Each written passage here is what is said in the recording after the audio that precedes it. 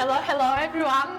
It's Anastasia Brown from Baluca Media, and I'm photographer and videographer who works with corporate clients and also businesses. And today we're welcoming Marjorie from Serenity Events. Thank you so much for coming. Thank you for having me. Marjorie is very experienced event organizer and planner, and had completed few wonderful, huge corporate events. And would you like to share some? Yeah. So I have been doing events for 19 years, and I finally took the leap to go out on my own last year. So I started my own company, Serenity Events and Consulting. I do all things events, marketing, PR. And I basically take on clients, take care of all their, booths when they want to exhibit at conferences, take care of their luncheons when they're trying to, take clients out, things like that. I've done massive corporate events that range from, Melbourne Symphony Orchestra and Roger Federer to a harbour cruise on a super yacht for 700 people in certain select industries. So I've been around for a little while, and I've had a lot of experience doing all sorts of events. Even in the social aspect of events, I do everything from, kids' birthday parties all the way through to, special occasions, 60th birthdays, things like that. So I like having a wide range of events that I can keep myself busy with. It sounds amazing. Yeah, absolutely amazing. And no 2 days are ever the same. Exactly. So it's great. Well, we got together for coffee and sort of quick conversation about events and photography. I believe brought some really important theme which we wanted to share and I guess highlight, because I think there is not much understanding and education around this subject. It's about just importance of photo and video, professional photo and video content for events services. And biggest sort of question, why do you think that photo and video content can bring such a big impact on events? It's the quality. The quality of work that you can get from a professional when it comes to your, social media, bringing up content, creating reels, posts, all that sort of stuff. The quality of your image matters. There's, social media is continuously changing every single week, it feels like now. And to stay in with all the trends, you have to actually keep up with all the algorithms. And for example, Instagram at the moment really wants to push out 4K images. They don't want the little, what was the dimension, the little square? Yeah, it's square format. Yeah, they don't want that anymore. They want it to be a bigger sort of dimension. They want a higher quality. They don't want 1080p. They want 4K, things like that. So it will push out your content if you have higher quality content. And that's not just saying what you write in the post, it's your actual images, your videos. The higher quality that they are, the better it is for your content to get pushed out and for the algorithm to pick up on it and push it out to other people that aren't in your actual, or that aren't already following you. Sure. So that's one of the big sort of factors that I've seen. LinkedIn as well. LinkedIn is really, really pushing for video content and be original content to LinkedIn. So what you post on Instagram, for example, or other social media platforms will not work on LinkedIn. I totally agree. Your impressions will stay really, really low. It won't push it out to anybody that isn't already in your algorithm, meaning your own followers. It won't push it out, so other people won't be able to see that content.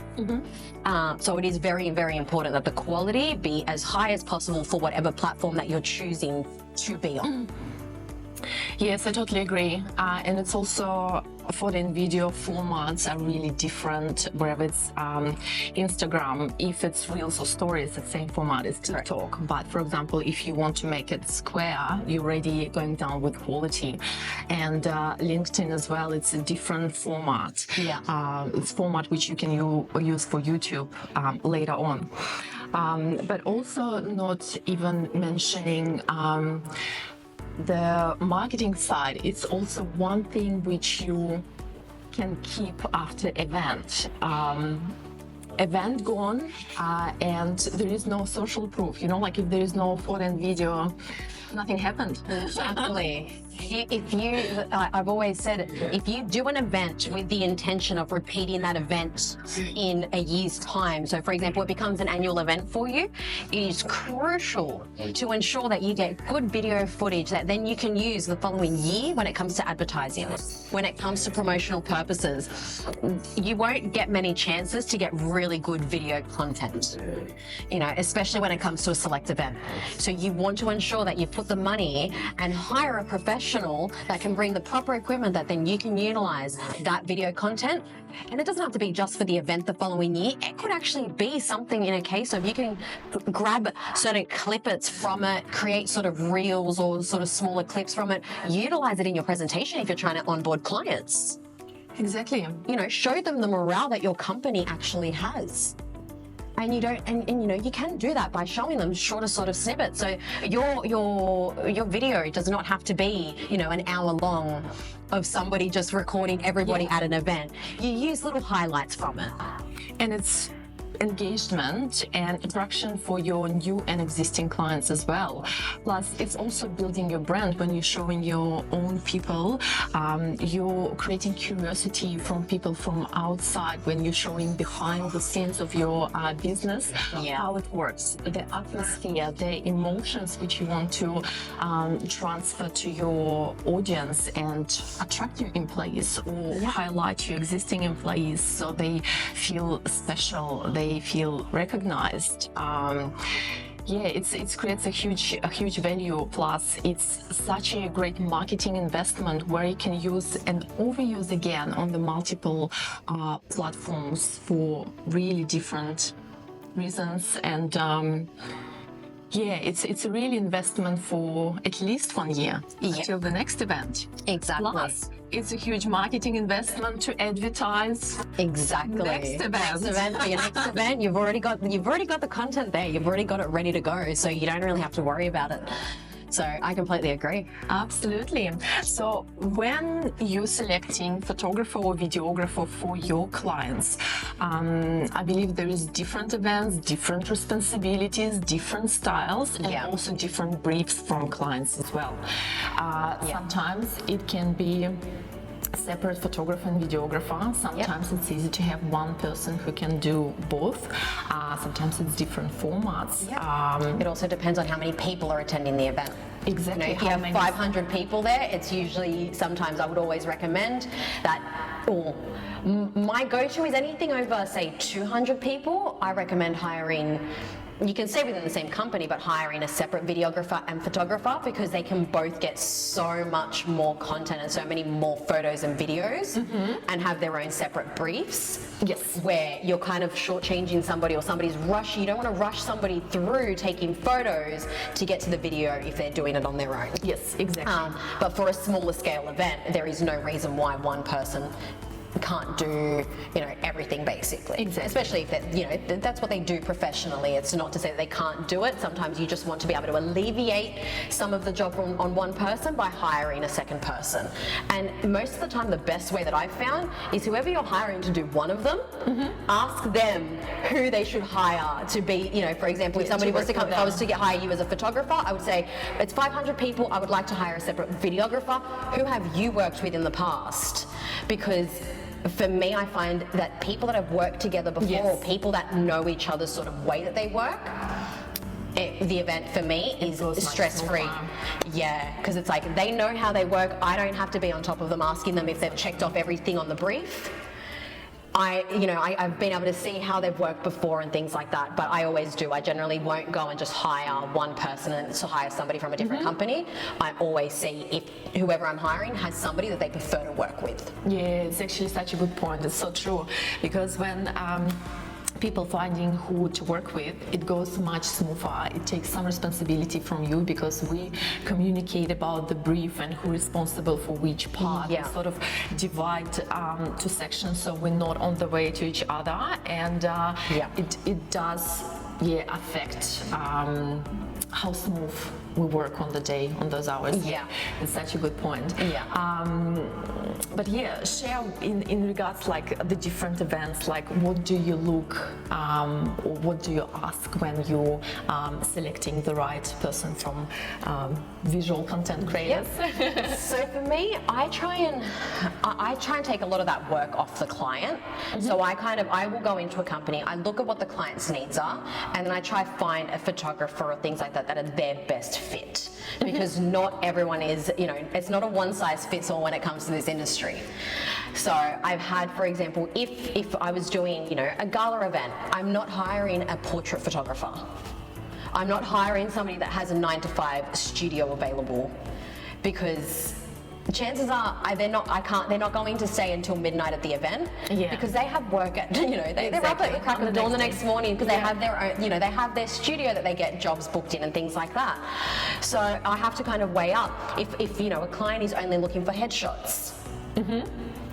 I look for somebody that is a professional in that select field. I'm not going to go out and find an animal or a nature photographer to do somebody's headshots, because one, it's probably not what they enjoy doing, so the passion isn't going to be there. And two, I find that if you are picking somebody that's actually doing what they love doing, Exactly. oh my gosh, the photos, regardless whether they're having a good or a bad day, the photos come out amazing.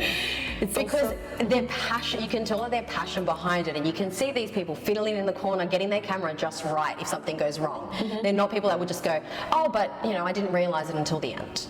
Things like that. I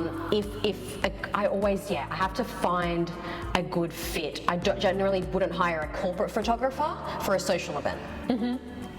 Because there's a different style in personality sometimes. A lot of people I do at corporate events I find are not as gentle.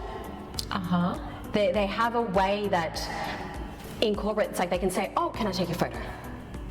Where at a social event and you're doing, somebody's 21st birthday party, they're a lot rowdier. You might be doing a lot more group shots. You're probably getting tugged at a little bit, so you can't turn around. You're not going to turn around and necessarily, scream at the person that's trying to grab your attention. So there's a little bit more patience involved, when it comes to a social event.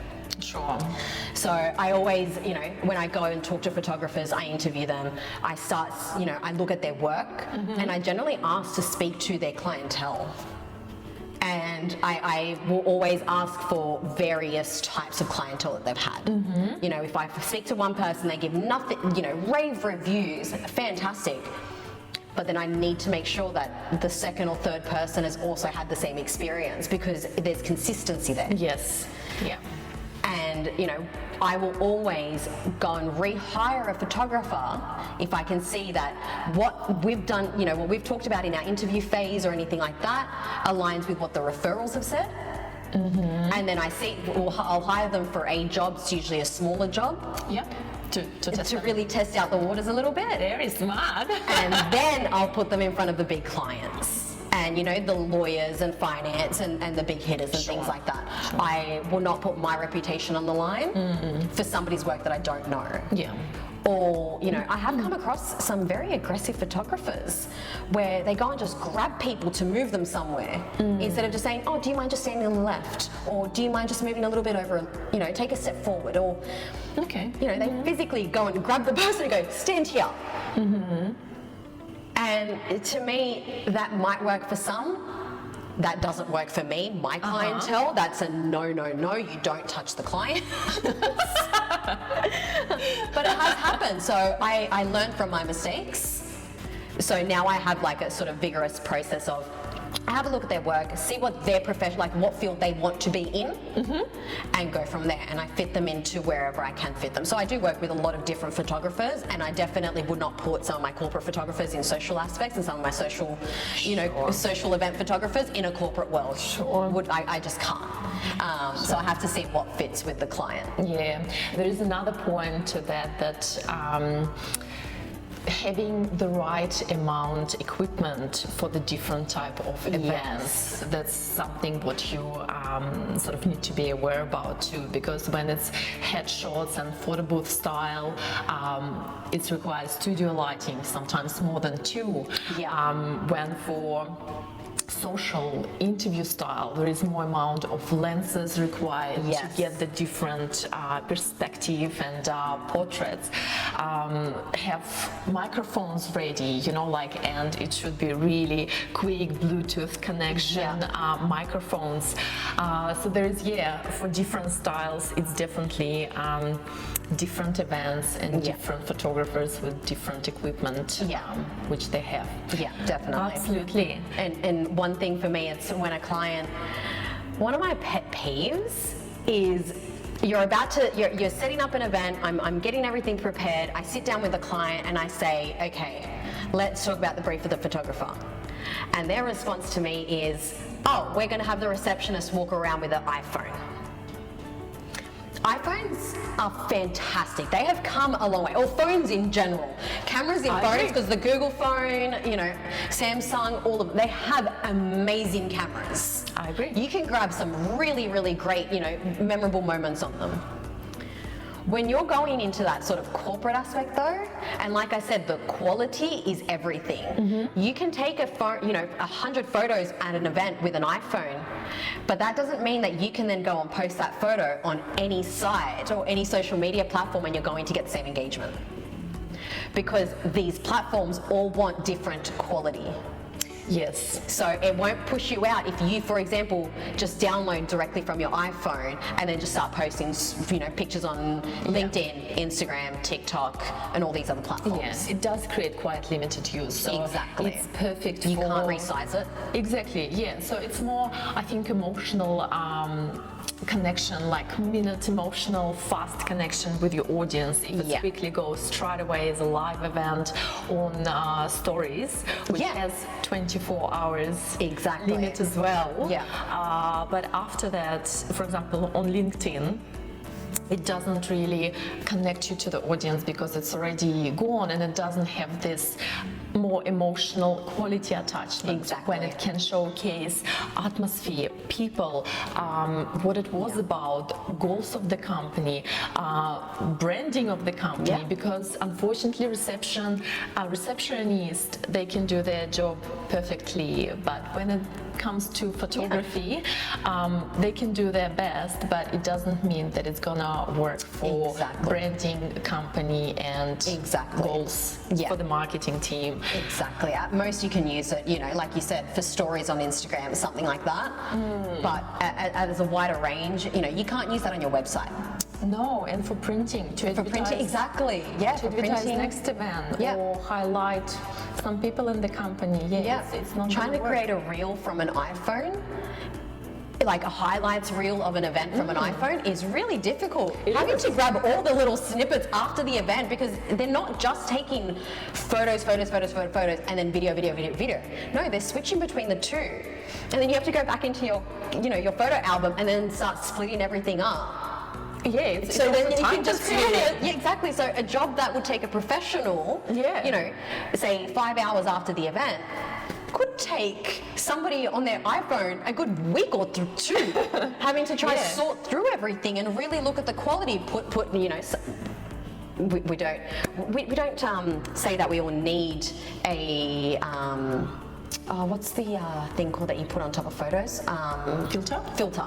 We don't say that we need filters at our age. We definitely don't need a filter. We don't have filters yet. But that's the sort of stuff that as soon as you start doing anything like that to an iPhone photo, the quality of the imagery goes down. just lowers dramatically. Yeah, it's so true. Plus, it's a really time-consuming thing. If you just doing it for fun, it still might take you 1 hour to 2 hours. And tell you the secret, even for reels, when we preparing to take this video, little snippets for companies or for businesses, we have a certain things which we need highlight to put it together to follow the storytelling line. It's all done with purpose, and normally to go and film, we do have a brief for that as well, where it's every point sort of written down, the purpose of every shot highlighted, and then it's coming together. So even for people who have courses, and I sometimes use help from outside, from different editors, it's still quite time consuming, like even to go through all of it, put it together and then merge and have a good story. Yeah. For people who do it on the event, firstly, they're not enjoying the event because they're stressing out to make sure to get whatever they need to get. Yeah. Plus, there is time taken from their everyday work to put it together, which has limited this 24 hours emotional access, and that's it. Yeah. There's no investment, and I'm not saying that companies shouldn't take videos of the event. It does create that moment for 24 hours Yeah. on Instagram. But if you want to have investment to use and overuse on the multiple platform, which has goal to build brand, to showcase the brand, to show the value, then it's definitely need to be done by a professional. Yeah. With purpose and with final goal in mind, like how you're going to use it. And photographers and videographers normally follow the brief, so you're actually using all these materials. Yeah, and I think that also highlights that like I said, the cameras have come a very long way. We are no longer in the Nokia days of the grainy footage and you know, trying to go, yeah, that definitely is me in the video. It definitely, oh, maybe not. I never wore those pants. But you know, we have come a long way. But that's the difference between user-generated content and professional content. You know, for your users that are attending the event that you're trying to, that's what you create a hashtag for. You know, so let them take the videos on their iPhones and Androids, let them take the snapshots of themselves and the selfies, let them do that, post it, and you create the hashtag so that you can find those images and be able to share them on your own social medias later on down the track. But you don't need them, those photos and content for your professional advertising and marketing and things like that in the future. So I think that's kind of really important to really understand that. I'm not saying don't use it, just allow the attendees to use their phone so they can upload, you know, instantly on whatever social media platform they want to be on. And then you, being the host of the event, use that information, you can share it, add it to your stories if you want to, all that sort of stuff. The quality won't go down once it's uploaded on the actual social media platform. But that's the importance of then you having the professional content, the professional highlights reel that they then in turn will also share. Absolutely. And it highlights two different purposes. Yeah. So it's totally emotional when employees put just every sort of day style Instagram pictures, and then you have proper content with group pictures or highlights of the event. Yeah, they're the professional photos that you can actually get printed out, hang on your wall. Exactly. You know. Yes. Yeah. A lot of people don't have enough photos of their teams in their own offices. Or group pictures, exactly, on the website. Yeah. It can definitely be used. I know I for example, if it's just a one-man band in a company, that's understandable. But if I see a big corporate company and I go to their website and only see the CEO, that's a big no from me. That's not a company that I really want to get involved with because there's no team around. Yeah, they're probably not even organising events. Exactly. Anyway. They're probably not organising events, but they probably also don't care about their employees. In a way, They don't value them in the same way. Where you know, there's other companies that you can really tell before I've even walked in there because their social media, their website is all about the team. This is a team. We're introducing you to everyone. It's not just one person.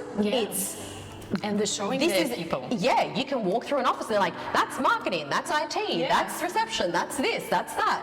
How and much you really creates, exactly. And it's not just you sitting there with one person and only knowing one person in the company, which is great because then when I'm following them around with my iPhone doing social media content, funnily enough, I'm saying don't use iPhones, but that's the thing. I'm not putting it on their website. I'm using it specifically for their Instagram because it's like that's what they've hired me for. Their Instagram is very, very low on followers. They're trying to push that out a little bit more.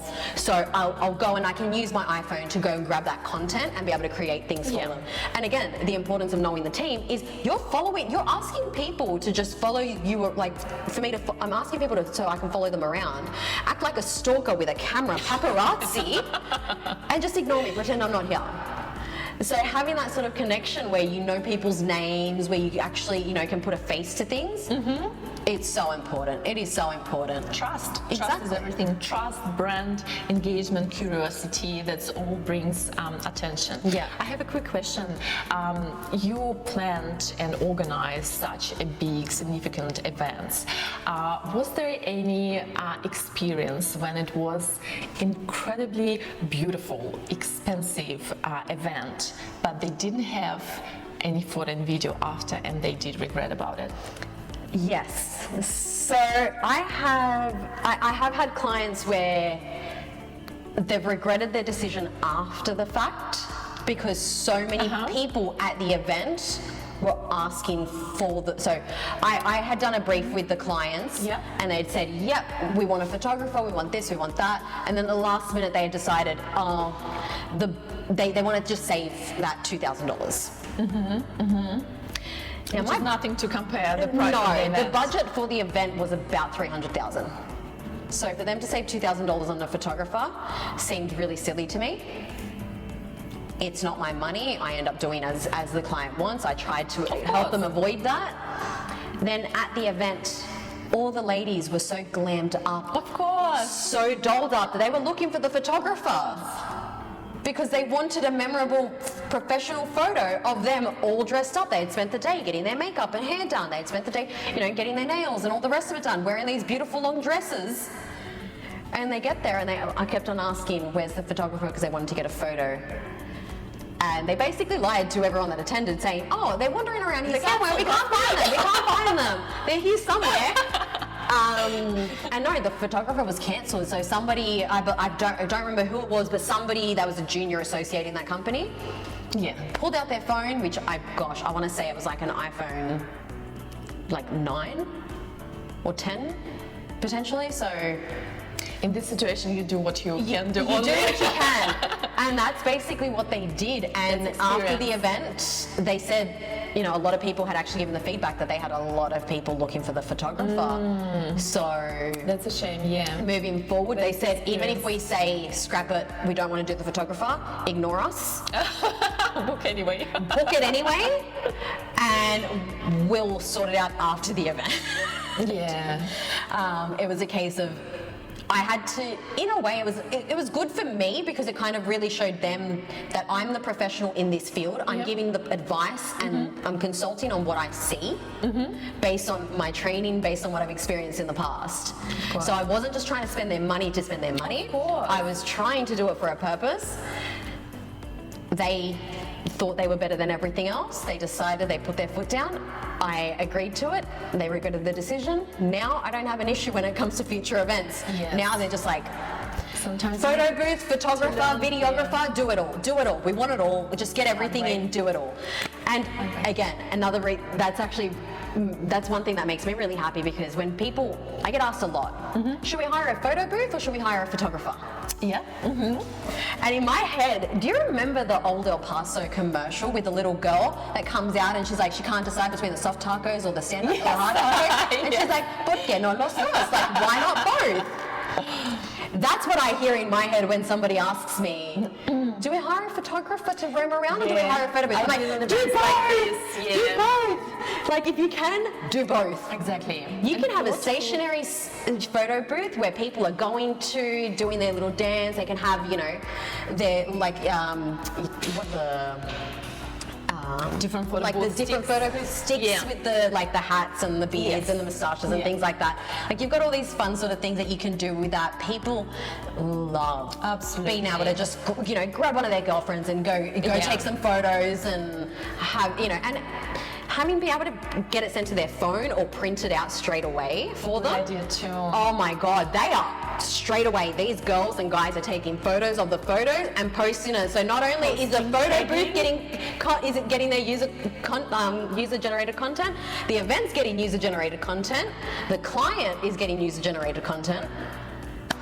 We all should chip in and have photo booth every time. Yeah. But But it doesn't take away from the photographer. No, Because it's the completely photographer is different. going to get the shots of the tables, of the groups, of, they're going to be the speakers. Because the speakers aren't coming down to the photo booth to get their, professional photo done. So it is really, really, really important. When as soon as somebody says, if you're stuck between choosing one, do both.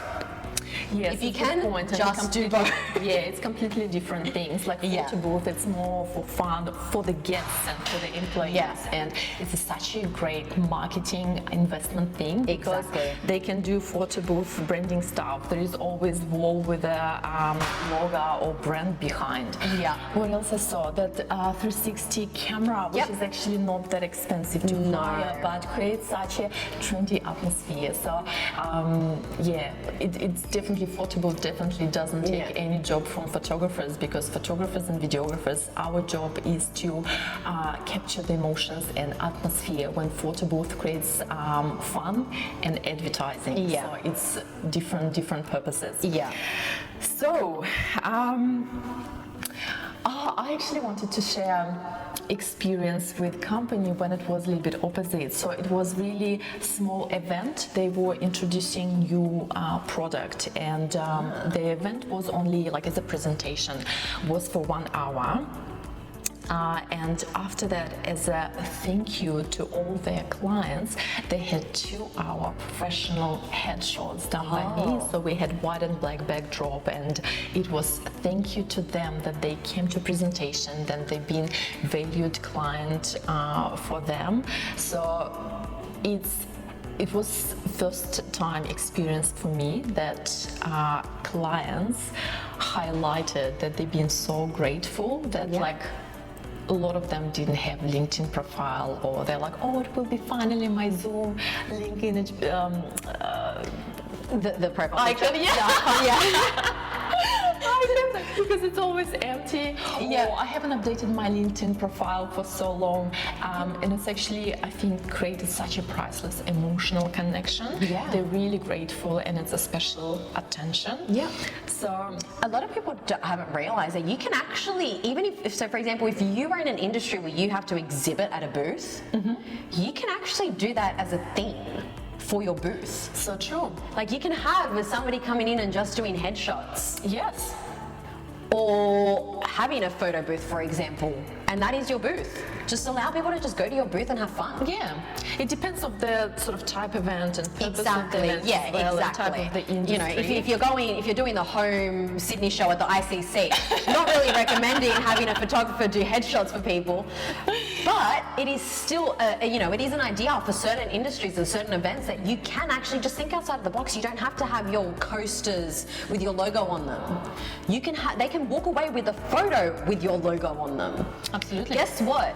Every time that I've gone to an event and I have seen a photo booth and I get to take those little, 4 pictures home or whatever format it comes in for that specific event, they're all on my fridge. And the companies that have used them, they're the ones that I then go and use in turn. Because I've seen some that are low quality. And I just think, okay, fantastic, now I know.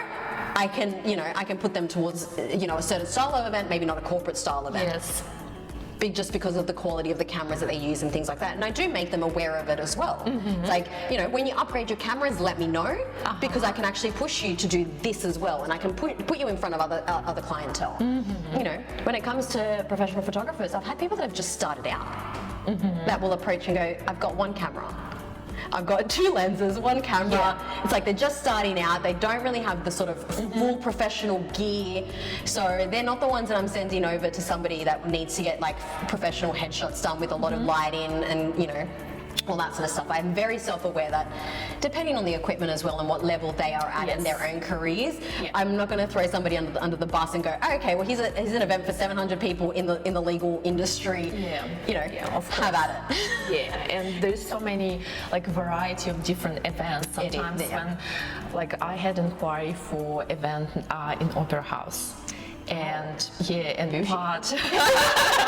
And part of sort of video which they wanted to create required drone.